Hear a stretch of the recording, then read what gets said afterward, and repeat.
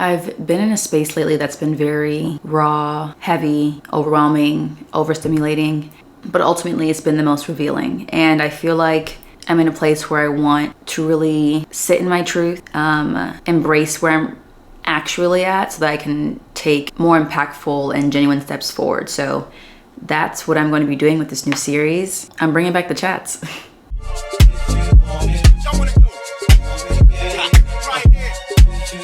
This has honestly been one of my hardest years yet, and it's been a lot, but I've been learning a lot about myself, and I've been really diving deep into the things that were coming up. And so for this series, I'm going to choose one of the many things that I've been unpacking recently and honestly throughout the course of this year, and just share them with you, dive a little bit deeper in them with you, and hopefully connect with you guys with some of them. So that's what we're gonna get into. People pleasing to embracing self-worth. I have been dragging myself through the mud. For the past couple weeks, I've had a few friends doing the same for me at my request because I feel like I've needed it. I'm back in therapy, which I'll probably talk about in another, or I can talk about it now. I'm back in therapy because like I said, this has been a really hard year for me, and I feel like I got to a place where I was kind of spiraling, and I feel like kind of doing things and acting outside of my character a bit because I was spiraling, and the tools that I have that have been working weren't working because I was being triggered a lot more frequently, and I was putting myself in positions to be triggered a lot more carelessly, I would say. And so I really needed to figure out, I need to get together. So I decided to find a therapist, and I'm really excited about that. I really like her. I'm someone who in therapy likes the balance of someone being soft and gentle with me, but also reading me for filth. And I think I found that. So I'm only 2 sessions in with her, and I'm excited to see where it goes and if things don't really align for us in the future or like moving forward. There are plenty qualified therapists out there. I'm gonna find someone else. You guys know I'm a big advocate for therapy. I love therapy. I missed it so much. I'm honestly very happy to be back because I feel like I needed someone professional to help unpack what I've been unpacking. So I'm very happy about that. So yes, I'm back in therapy.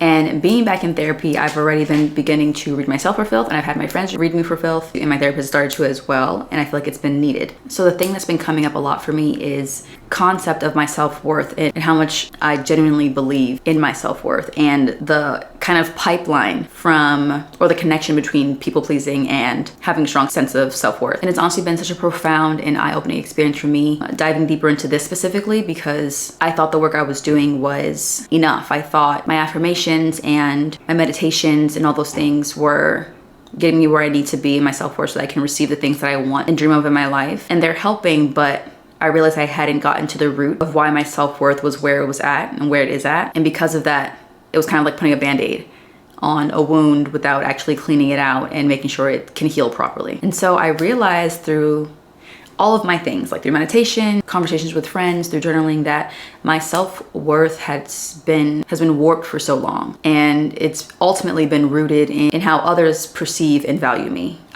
Just because of, we all go through things in childhood, but just through my past, I've been kind of conditioned by my circumstances to believe that my worth was tied to my accomplishments and what I could do for those around me to help them and make their lives better or easier. And the weight that comes with that is immense. It is extremely heavy, and it's created such a disconnect with me when I know how I view myself, but ultimately not having fully believed it yet because I hadn't addressed how I got here in the first place. So for years I've been doing the work to affirm myself and speak life into myself and build myself up and pour positivity and all of those things into me so that I can build and strengthen my sense of self-worth. But I was often drawing from the wrong source because I hadn't gotten to the root. I hadn't identified and acknowledged what the root was. And the root was that my sense of self-worth was tied to how others perceive and value me. And that ultimately is what led me to becoming a people pleaser. And I've been in that role for so long.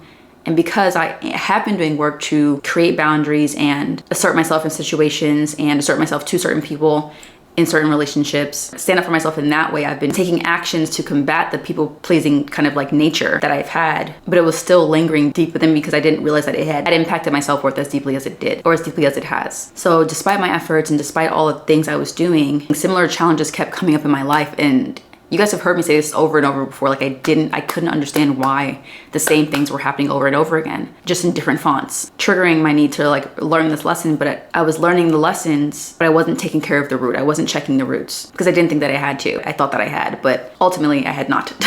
So I've been in this space of like a constant tug of war between my conditioned belief and this newer part of me that's growing and expanding that knows my worth, but there's been a disconnect that's been really hard to navigate because I didn't know how to close this gap. But I ultimately think identifying the root is what's gonna help me do that. Like, what's the best way I can describe it? It's like if you're finding a piece of land that has underlying damage, but you really wanna build a new house on it.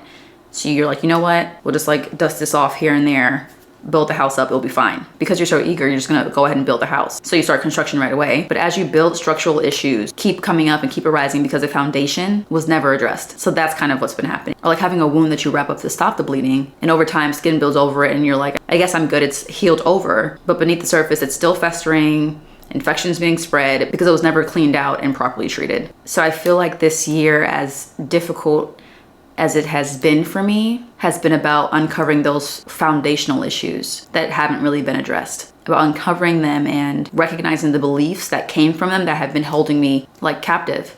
So having to face this reality that I didn't find myself worthy in a lot of ways because I wasn't getting the external validation was a hard pill to swallow. And it's funny because I remember my friend, she had said it to me in like one of our talks, and she was like, I don't think you find yourself worthy to receive certain things. And I was like, yes, I do, blah, blah, blah, blah, blah. I'm doing other things. Of course I do. And she was like, babe, I don't think you actually do, but it's okay because we can get you there. And it wasn't until I sat with that for a while, like a week or so, I came back to her and I was like, girl, you were not wrong. This whole time I thought that I saw myself a certain way. Like I did, and in my gut, I did, but there was a disconnect here. Like I feel like my younger self or teenage self or just the younger versions of me were very present.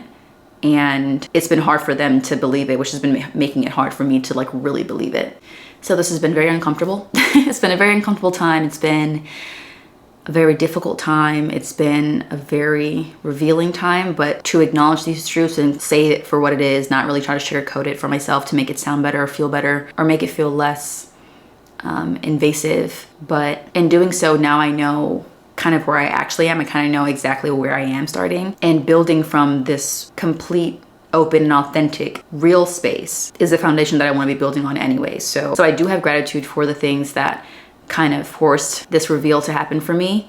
Not always happy about the ways that it comes about, but I am grateful for it being revealed to me now rather than later. And I think and feel that now, because I've become aware of this, or kind of like where I've been at and what's been really happening below the surface or beneath the surface, I can use the tools that I've had before, like the affirmations and the scripting and all those things, from a more genuine, real place. And I feel like their effects will be 10 times more impactful and powerful and rewarding because of where it's coming from now. So she's been struggling, but we're getting through.